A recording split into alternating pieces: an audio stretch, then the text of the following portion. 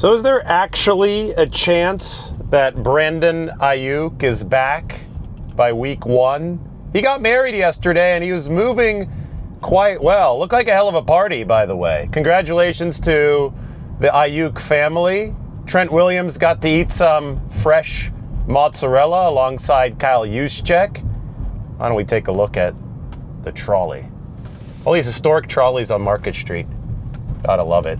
Have to love the new gimbal too, right? Could flip it right back around here and we could talk more about Brandon Aiyuk as Casper does the driving. So, Adam Schefter put out that report, and I use the word report generously, a couple weeks ago, where he said that the 49ers can expect Brandon Aiyuk back by mid-season, which is obviously a really long time away. And given the fact that Aiyuk tore both his ACL and his MCL, we put 2 and 2 together and said, okay, well, this is a complicated recovery. It's not just a clean ACL tear. Not good for the 49ers. They're going to have to wait for quite a while for Brandon Aiyuk to be back out on the football field. But since then, let's put together what we've heard from the 49ers on the situation. Kyle Shanahan has not ruled out a week 1 return for Brandon Aiyuk. John Lynch has said that Dr. Neil Elitrosh reported that the marker visit went very, very well for Brandon Aiyuk. San Francisco City Hall, as told by the gimbal. So the marker visit went well. Elitrosh said that Aiyuk is on track. Kyle Shanahan did not rule out a week 1 return, although he said it's too early to say. We start doing some math. Week 1 would be about almost 10 months from the time of the injury. ACLs, the lower end of the recovery spectrum, is about 9 months. Again, he also tore the MCL, so it wasn't clean. There is a probability that the recovery timeline is higher because of that. But given all that we know, plus this wedding video where Brandon Aiyuk seems to be moving well, and I get it, that he's not cutting, these aren't football movements, that's a whole other animal. But given all that, I think you still cannot rule out a week 1 return at this point. We do know that the injury happened in October. We do know that he went under the knife in early November for his surgery. We also know that Stephon Diggs, who tore his ACL a little bit after Brandon Aiyuk, is expected back week 1. Again, I circle back, though, to the MCL complication for Brandon Aiyuk. As we make our way down the green wave of Franklin Street. Are we going to make this light? 5 seconds. Yeah, we're going to make this light. I don't know if we're going to make the one after that, though. That might be a little bit more complicated here as we head up toward the Dolphin Club in San Francisco. 1 second. Yellow light. Oh, we're going to make it. Plowing through the yellow.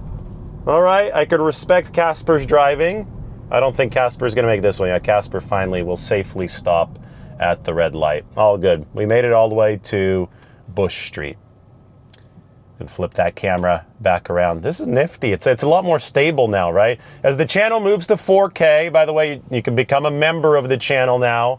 You got the Steve Young, the Jerry Rice, the Joe Montana package. I think there's also a Lombardi Trophy package. You can become a member of the channel now. We're the first 49ers channel in 4K talking about the Brandon Aiyuk recovery timeline. Maybe, just maybe, he will be back week 1. The wedding seemed like a who's who list of not only 49ers players, but also saw Jaden Daniels, the Washington Commanders quarterback, friends with Brandon Aiyuk back from the Arizona State days. Jaden Daniels made it out to the wedding as well. So exciting times for the Aiyuk family, and we'll see if the 49ers do get Brandon Aiyuk back a little bit sooner than what Adam Schefter seemed to infer a couple weeks ago when he was talking about that mid-season return. Of course, that was still during Brandon Aiyuk trade talk season. But given the uncertainty, a trade was never going to be a likely option for the 49ers and Brandon Aiyuk. The best path forward in this situation has always seemed to be to ride it out for San Francisco. Ever since he tore his ACL, and a lot of those injury guarantees would have kicked in the case of release or trade. Obviously, release was never going to happen, but the injury guarantees in the contract would kick in, and that made the contract very risky to acquire for a potential team, made it something that the 49ers would just have to ride out and accept on their own. And hey, we cannot forget how good Brandon Aiyuk was in 2023 and before then. I think a lot of people very conveniently try to erase that from their memory. And it's just not very smart, because the way that he played in 2023, the separation, the blocking downfield, the mentality that he brought the 49ers offense, it was a huge part of that offense being historically good in 2023. You saw life without Brandon Aiyuk in 2024. Life without the 2023 version of Brandon Aiyuk. I know the first 7 games he was out there, but he wasn't nearly as good. But when the separation plummeted team-wide for the 49ers, the ability to beat man coverage plummeted team-wide. It started with either the plunge in play or the absence of Brandon Aiyuk, or both, as it ended up happening over the course of the entire season. So he is a linchpin of what the 49ers try to do offensively. They signed Demarcus Robinson, who played some X for the Rams last season, delivered his best career season, 500 receiving yards. They signed him to potentially bridge the gap if Aiyuk misses a couple games. Now, if Aiyuk is going to miss the start of the season, 49ers will probably put him on PUP, and that would mean 4 games minimum that he has to miss. Now, but if he's way ahead of schedule, then Brandon Aiyuk will not even have to go on PUP. They'll just activate him for week 1. But if he does miss those 4, you look at Demarcus Robinson. If you're the 49ers, you know there's a possibility, though, that Demarcus will be suspended at the start of the season. There was the DUI arrest that happened back in December. So there are a lot of questions about this receiving room, not only the depth, but the availability of certain players like Aiyuk and Robinson at the start of the year. And that's why we're talking so much about receivers entering this NFL draft. Beautiful, beautiful day in San Francisco. We're rolling down Franklin Street. Hopefully at some point soon we make our right turn so you guys can see the wheel turn again. I mean, we're so stable now. This is cool. First channel in 4K, giving you 49ers updates and nice little tours of San Francisco. It's a beautiful Sunday. Maybe at this point, the point that you see this, the Masters may be over, the Warriors regular season may be over, maybe not. Depends on when I decide to post it. But what a day for sports. Here we come, up on the turn. Beautiful. Right turn on Filbert. Right turn well executed by Casper. So it's going to be a move up Russian Hill now. We're taking our favorite route here in the driverless car. Steep up Russian Hill, probably down Restaurant Row on Hyde. And then you're going to get to see the Golden Gate Bridge from the gimbal in 4K for the first time. Ricky Pearsall was one of the players at Brandon Aiyuk's wedding. And, you know, Ricky also went to ASU, didn't finish his career there, transferred to Florida. There was a slight overlap with Brandon Aiyuk at Arizona State. This is a steep, steep hill. It's a climb for the 49ers this year. It's going to be a steep climb for San Francisco, just like Filbert Street up Russian Hill. They don't want to make too many turns off the deviated, they don't want to deviate from the course all too much. They don't want to make too many sharp turns, but they're going to have to maneuver their way deftly through the season, especially with some of these injuries that are compromising availability. And, you know, one way that they can bridge the gap at the receiver position is Ricky Pearsall.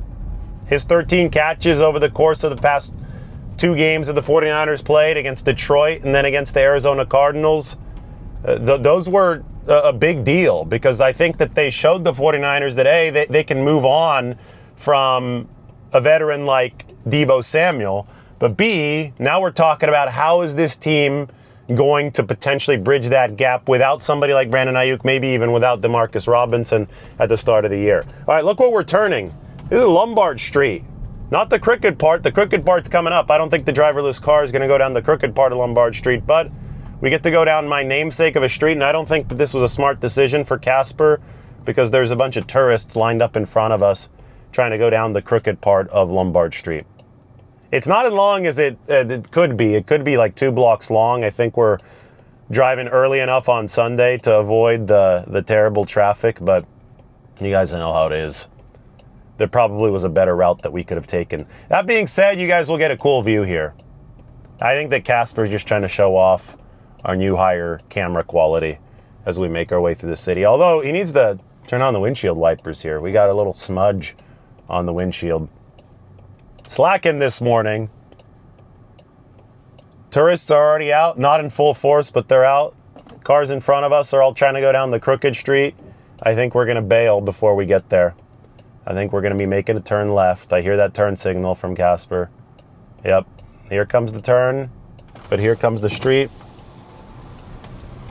There's Coit Tower. Did a show from up there yesterday. And now we can roll down Hyde Street. This is the Rice-A-Roni shot. Look, you could even see Alcatraz in fully pristine 4K.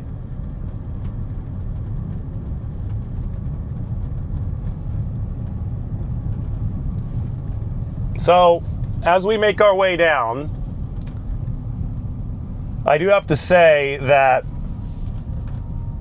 you know, yesterday's show was about Jacob Cowing and Ricky Pearsall because they're working out with Brock Purdy. Ultimately, this is going to be about rapport with Brock Purdy. The 49ers are building their entire offense revolving around the quarterback, as they should, because he's about to get paid big money. That's how they're crafting this team. That's how they're crafting this attack. And Brandon Aiyuk has a history of great rapport with Purdy. In 2023, it was unmatched. 2024, after he didn't practice, it wasn't there. So he's got to heal up. He's got to get back to that point of rapport. And then we'll see what other receivers do hit that needed level of rapport with the 49ers quarterback. They're obviously building this tailor-made around Brock Purdy. That's why they were willing to trade Deebo Samuel. They want guys who can beat that man coverage. Aiyuk has shown that in the past. He needs to show it again. And then the rest of this receiving room, well, it's going to be determined by the fit with number 13.